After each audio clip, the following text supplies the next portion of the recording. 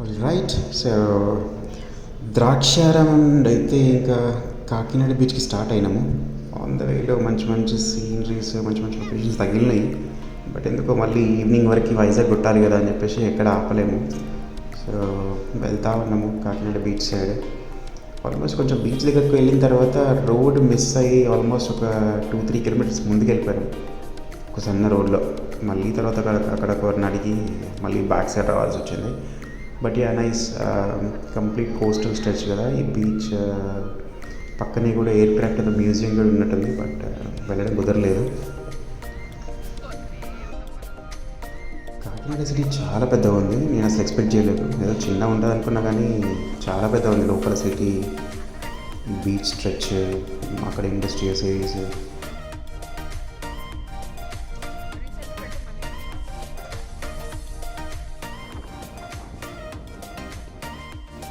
Almost we reached near to the beach. ఇక్కడ resorts ఏమో ఉన్నట్టున్నాయి. బాగుంది. బీచ్ కూడా చూడడానికి చాలా మంచిగా ఉంది. ఇంకొంచెం వీళ్ళు టూరిజం పైన ఫోకస్ చేస్తే మస్తు అవుతుంది ఈ బీచ్ అండ్.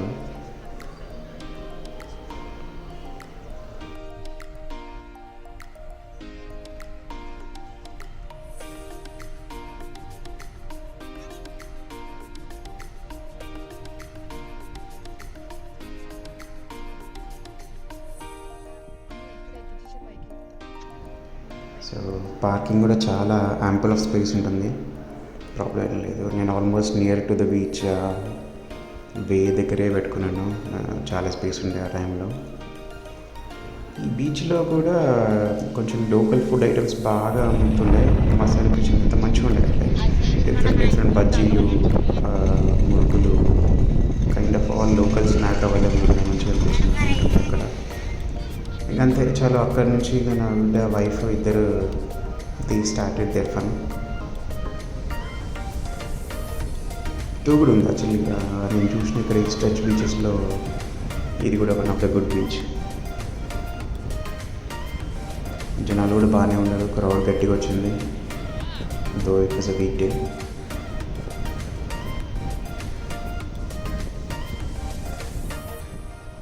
సో ఇందాక చెప్పినట్టు కాకినాడలో పోర్ట్ ఏరియా కూడా ఉంది. అందుకే ఇక్కడ చూస్తే ఆల్మోస్ట్ మనకు అన్ని పెద్ద పెద్ద షిప్స్, స్టీమర్స్, కార్గో షిప్స్ చాలా హ్యూజ్ ఉన్నాయి అసలు. నేను ఫస్ట్ టైం చూస్తున్నా ఇలాంటి ఇంత పెద్ద షిప్, ఇంత పెద్ద స్టీమర్, ఇంత పెద్ద కార్గో షిప్స్. బాగున్నాయి. మనకు అంటే మంచిగా కనిపించేస్తున్నాయి కంటికి చాలా పెద్ద పెద్దగా. ఇంకా బీచ్లో అలలు అవన్నీ బాగుంది. నా బిడ్డ అయితే హ్యాపీ, మస్తు ఎంజాయ్ చేసింది. ఆల్మోస్ట్ 2.5 hours అందులోనే కూర్చొని అక్కడే టైం స్పెండ్ చేసింది. I had to force her, we need to start back to Vizag అని. బట్ యా,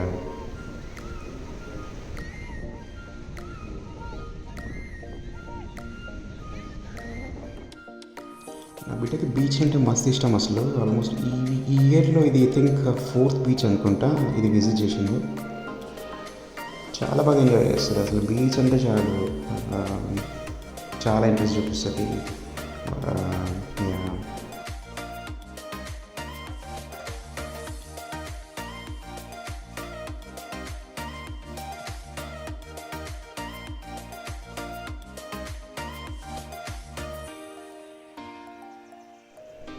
ఇది ఎంజాయ్ చేస్తూ ఆ హ్యాపీ మూమెంట్స్ చూస్తూ ఉంటే చాలు. We feel like okay worth ఆ డేకి, ఆ ట్రిప్కి, ఆ మూమెంట్. సో అది చూస్తూ చాలు, ఇంకా this is worth for us and టైప్లో ఫీల్ వచ్చేస్తుంది మాకైతే. అంత బాగా అనిపిస్తుంది ఇది ఎంజాయ్ చేస్తూ ఉంటే.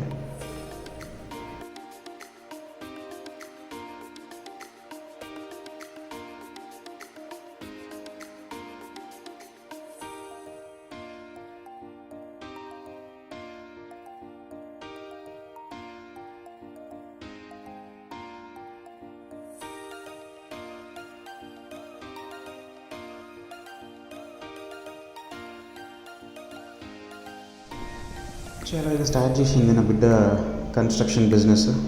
అది కడుతూ ఉంటుంది. వేవ్స్ వాటర్ వచ్చేసి అది మళ్ళీ డిస్టర్బ్ అవుతూ ఉంటుంది. ఇది కడుతూనే ఉంటుంది. ఇది నడుస్తూ ఉంటుంది. ఇంకా never give up tension. That's it. So we almost spend there almost for 2.5 hours. Then we had to start back to Vizag. సో అక్కడి నుంచి మేము స్టార్ట్ అయిన తర్వాత ఫుల్ ఆకలేసింది. అప్పటికి 3:30 అవుతుంది. సో దారిలో ఎక్కడ తిందామా అని వెళ్తూ ఉంటే క్షత్రియ ఫుడ్స్ అని కనిపించింది ఒక రెస్టారెంట్. అసలు చిట్టి ముత్యాల పులావ్ తిన్నాం అందులో. ది బెస్ట్ అసలు, సూపర్ యమ్మీ ఉండే. నాకు ఇప్పటికీ నోట్లో ఇట్లా కలుతూ ఉన్నాయి ఆ స్పైసెస్. అంత బాగుంది ఫుడ్ అక్కడ. సో వెళ్తూ ఉంటే దారిలో అన్నవరం కలిసింది. బట్ మాకు టైం క్రంచ్ వల్ల నేను టెంపుల్కి వెళ్ళలేకపోయినాము. బట్ మేబీ రిటర్న్లో చూసుకుందాం టైప్స్లో మళ్ళీ మేము వైజాగ్కి అక్కడి నుంచి స్టార్ట్ బ్యాక్ అయినాము. ఆల్మోస్ట్ 5 దాటిపోయింది. 5:30 అక్కడే అయింది. అన్నవరం క్రాస్ అయ్యే వరకు 5:30. అరౌండ్ ఆల్మోస్ట్ 6 o'clockకి మధ్యలో చాయ్ కోసం ఆగిన ఉండే. సో మేమిద్దరం టీ తాగి మా బేబీకి పాలు తాగించి మళ్ళీ started back to Vizag. So highway మాత్రం చాలా బాగుంది. అక్కడ నుంచి వెళ్తా ఉన్నాము.